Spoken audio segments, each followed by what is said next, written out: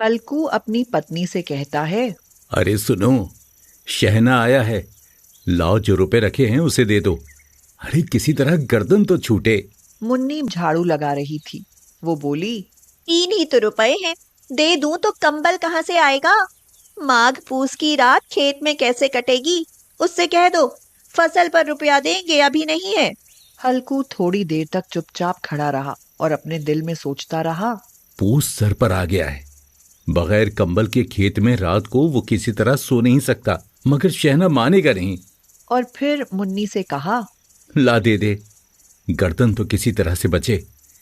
कंबल के लिए कोई दूसरी तरकीब सोचूंगा। मुन्नी उसके पास से दूर हट गई और आंखें टेढ़ी करती हुई बोली।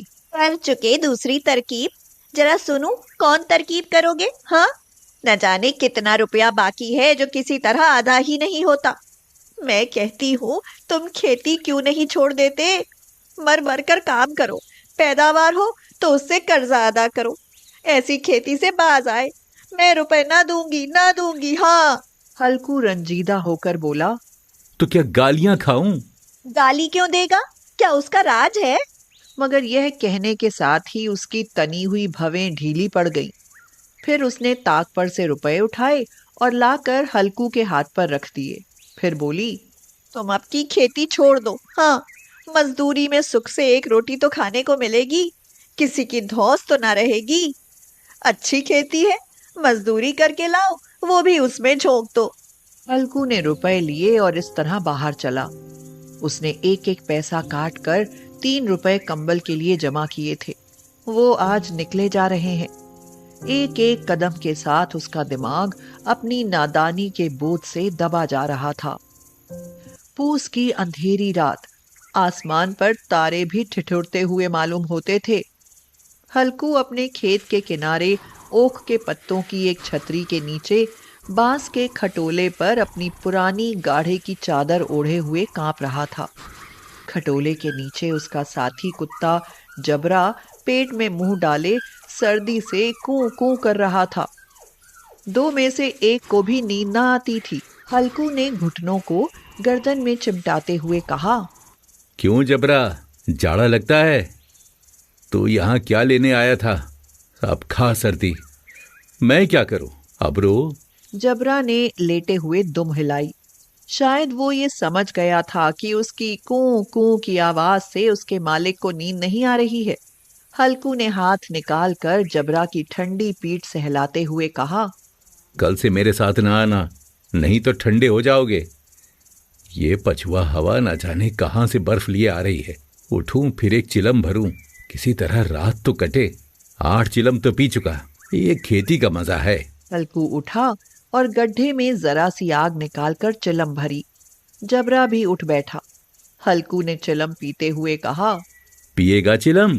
जाड़ा तो क्या जाता है, जरा मन बहल जाता है। आज और जाड़ा खा ले। कल से मैं यहाँ पियाल बिछा दूंगा, उसमें घुस कर बैठना, जाड़ा नहीं लगेगा।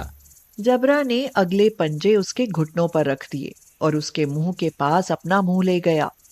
हल्कू को उसकी गर्म सांस लगी। चिलम पीकर हल्कू फिर लेटा और ये तय कर लिया कि चाहे जो कुछ हो अब की सो जाऊंगा। लेकिन एक लम्हे में उसका कलेजा कांपने लगा। कभी इस करवट लेटा, कभी उस करवट। जब किसी तरह ना रहा गया तो उसने जबरा को धीरे से उठाया और उसके सिर को थपथपाकर उसे अपनी गोद में सुला लिया।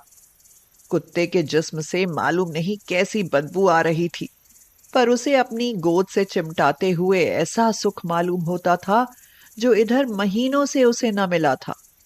जबरा शायद ये ख्याल कर रहा था कि बहिश्त यही है, और हल्कू की रूह इतनी पाक थी कि उसे कुत्ते से बिल्कुल नफरत न थी। वो अपनी गरीबी से परेशान था, जिसकी वजह से वो इस हालत को पहुंच गया था। ऐसी अनोखी दोस्ती ने उसकी रूह के सब दरवाजे खोल दिए थे। इतने में जबरा ने किसी जानवर की आहट पाई। वो झपट कर उठा और छपरी से बाहर आकर भौंकने लगा।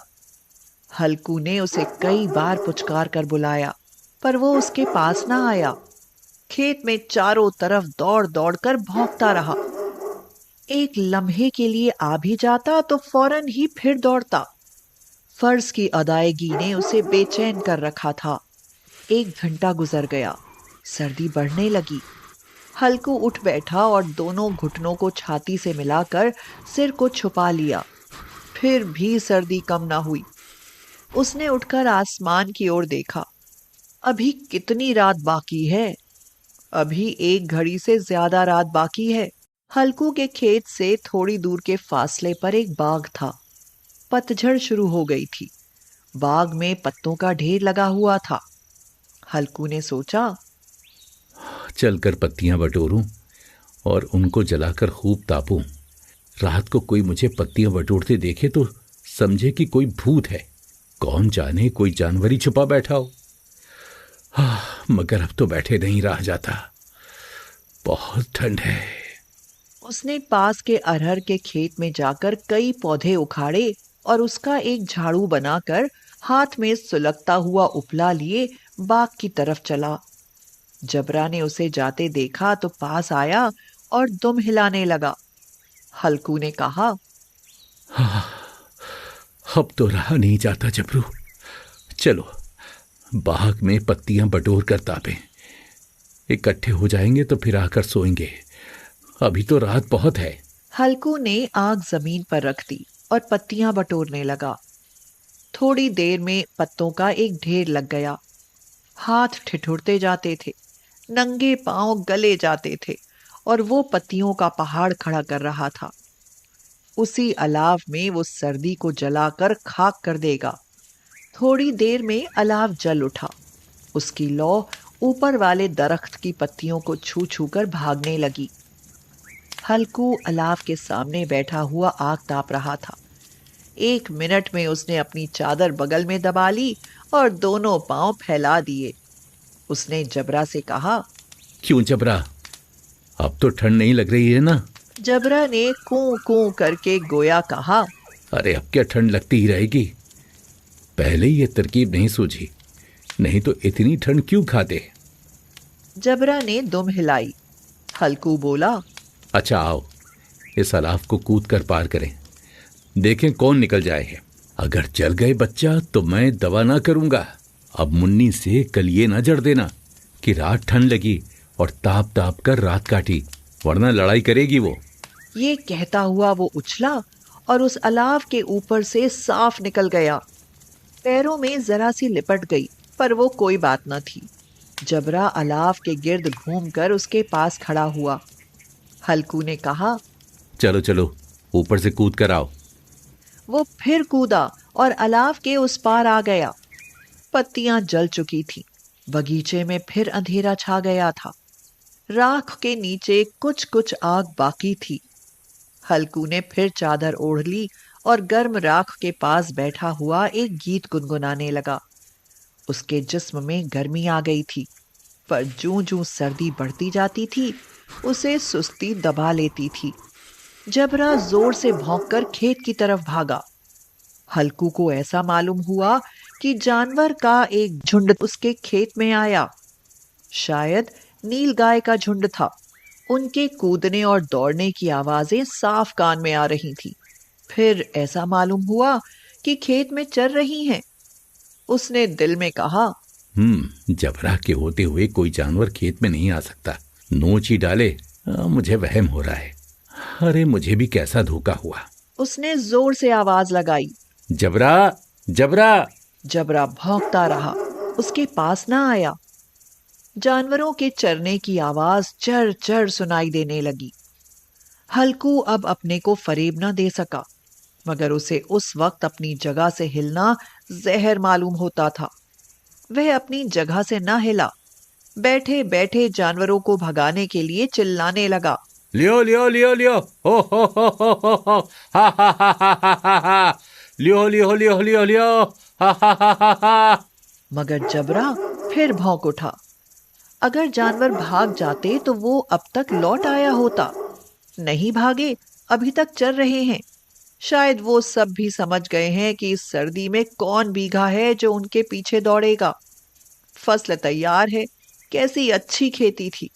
सारा गांव देख देख कर जलता था। उसे ये अभागे तबाह किए डालते हैं। अब हल्कू से ना रहा गया। वो पक्का इरादा करके उठा और 2-3 कदम चला। बिच्छू के डंक का सा झोंका लगा। वो फिर बुझते हुए अलाव के पास आ बैठा और राख को कुरेद कुरेद कर अपने ठंडे जिस्म को गरमाने लगा। जबरा अपना गला फाड़े डालता था। नील गाय खेत का सफाया किए डालती थी और हल्कू गर्म राख के पास बेहिस बैठा हुआ था। आखिर वहीं चादर ओढ़कर सो गया। सवेरे जब उसकी नींद खुली तो देखा चारों तरफ धूप फैल गई है और मुन्नी खड़ी कह रही है, क्या आज सोते ही रहोगे तुम? यहाँ मीठी नींद सो रहे हो और उधर सारा खेत चौपट हो गया। सारे खेत का सत्यानाश हो गया। भला कोई ऐसे भी सोता है? तुम्हारे यहाँ मंडिया डालने से क्या हुआ? हल्कू ने बात बताई। अरे मैं मरते मरते बचा, तुझे अपनी खेत की पड़ी है। पेट में ऐसा दर्द उठा कि मैं ही जानता हूँ। दोनों फिर खेत के डांडे पर आए। देखा खेत में एक पौधे का नाम नहीं और जबरा मंडिया के नीचे चित्त पड़ा है। बदन में जान नहीं है। दोनों खेत की तरफ देख रहे थे। मुन्नी दुखी मन से कहती है, अभी खेती करना छोड़ दो और मजदूरी करना शुरू कर दो। कम से कम एक वक्त की रोटी तो सुकून से खाएंगे। हल्कू प्रसन्न होकर बोला, हाँ, मजदूरी ही ठीक है। कम से कम रात में ठंड में खेत पर आकर नहीं सोना पड़ेगा।